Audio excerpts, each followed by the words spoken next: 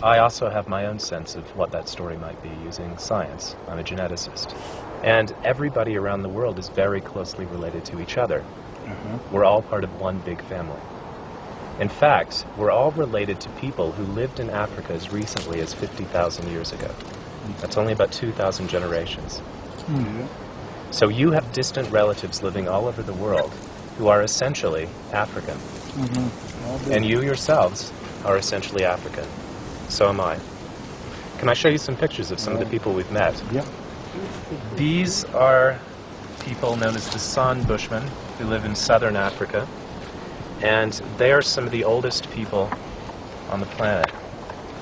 Are these the people that have the clicking sound? Exactly. Yeah. Okay, exactly. Fascinating people.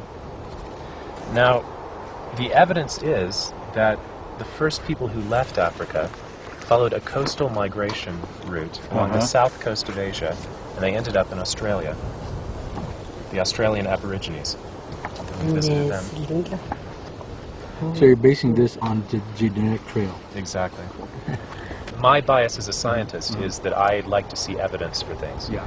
Okay. So that was the first migration out of Africa, according to the genetic results that we found. Now the next one followed a slightly different route, one that went inland. I'm getting pretty good at this. Of course, it helps that I brought the family album along. And this man is a direct descendant of a person who lived in Central Asia about 35 to 40,000 years ago. Wow.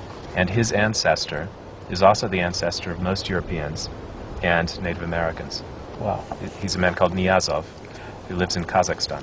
Are you the same person that did some research I noticed on the internet that says that the Native American people are somehow connected to Central Europe? Yes, Central Asia. Central Asia. Yeah, that was a paper that we published last year.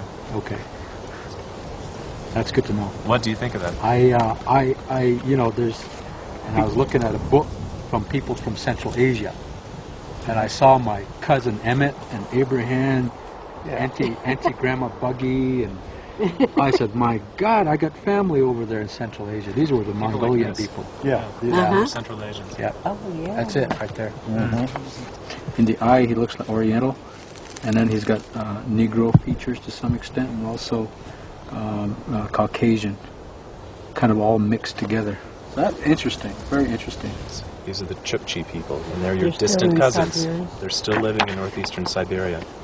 I visited them recently. Oh, they're the ones that have With the reindeer. With the reindeer. Reindeer. I've seen them on TV. Their home is... They're Yeah, the home looks like a teepee. And the results show that they are your ancestors. They ultimately made that trip across the Bering Strait into the Americas. Wow. That up.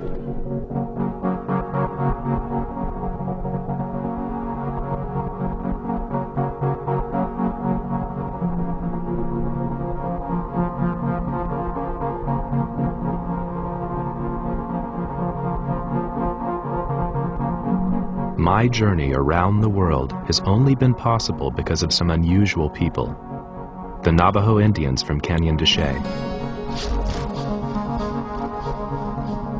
the Chukchi reindeer herders from the Russian Far East, the people at the crossroads in Central Asia, and the Australian Aborigines. Yet we can all trace our ancestry back to those few people who left Africa 50,000 years ago. Hands up, girls and boys. 1, 2, 3.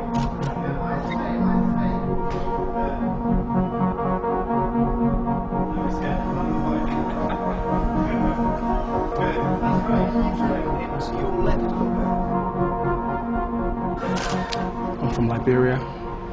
I'm African and Native American. I'm from New Zealand.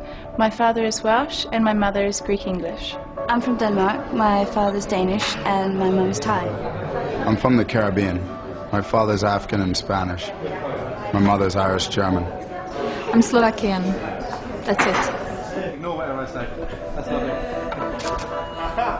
Don't do it. It will be the one they choose.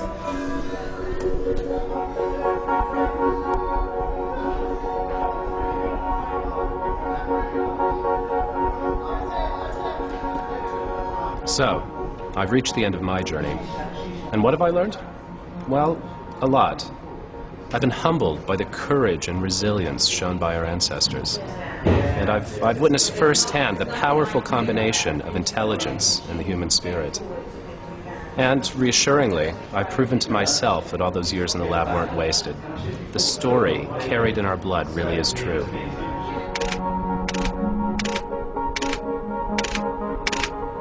But there's one lesson that stands out from all the others. It's a lesson about relationships. You and I, in fact everyone all over the world, we're all literally African under the skin. Brothers and sisters separated by a mere 2,000 generations. Old-fashioned concepts of race are not only socially divisive, but scientifically wrong. It's only when we've fully taken this on board that we can say with any conviction that the journey our ancestors launched all those years ago is complete.